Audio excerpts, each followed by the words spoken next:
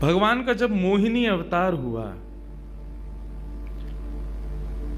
तो मोहिनी अवतार के उस स्वरूप के सौंदर्य पर 33 कोटि देवता न्योछावर हो गए। सबके मन में यह भाव आया, ये जो भी प्रकट हुई हैं ये किसी भी प्रकार से हमको हमारी गृहिणी के रूप में प्राप्त हो जाए। इतने सुंदर ठाकुर जी बनकर के आए। चंद्रमा भी पीछे पीछे चल रहे हैं, शंकर जी भी पीछे पीछे चल रहे हैं, ब्रह्मा जी भी पीछे पीछे दौड़ रहे हैं, वरुण आदि आदि जितने भी देव हैं सब मोहिनी पर ऐसे लट्टू हुए कि एक बार हमको देख भर ले, एक बार केवल हम पर दृष्टिपात कर दे, उसी मात्र से हमारा कल्याण हो जाना है। ऐसा ठाकुर जी का स्वरूप।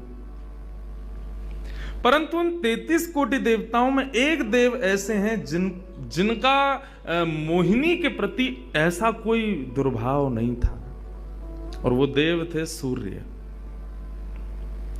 सूर्य ने जब मोहिनी के सौंदर्य को देखा तो उनके मन में भाव आया, इतनी सुंदर, इतनी सुकुमारी, इतनी कोमल, इतनी मधुर।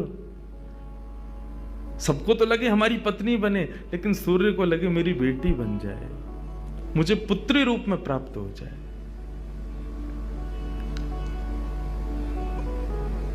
जब सूर्य के हृदय में यह भावना उत्पन्न हुई तो मोहिनी ने कटाक्ष नेत्रों से सूर्य की ओर देखा, बाकी किसी को देख ही नहीं रही है, और देख करके केवल ठाकुर जी ने उनको इशारा किया, बोले तो आपकी ऐसी इच्छा है?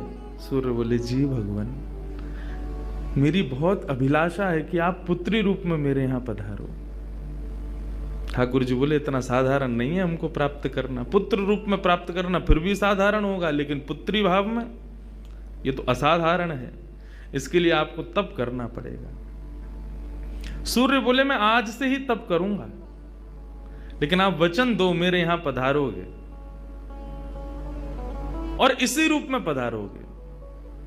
मोहिनी ने कहा यदि मैं तुम्हारे भजन से प्रसन्न हुई, यदि तुम्हारी भक्ति में, तुम्हारे प्रेम में प्रबलता हुई, मोहिनी 33 कोटि देवताओं को मोहित करती है, लेकिन तुम्हारे भजन के प्रभाव से मैं जब तुम्हारे यहां अवतरित होंगी तो मोहिनी को भी मोहित करने वाला रूप धारण करके आऊंगी। मोहिनी जिसने तीनों लोगों को अपने रूप पर न्योछावर कर दिया, वो मोहिनी भी जिस रूप को देख करके मोहित हो जाए, वो रूप आएगा आपके यहां पर।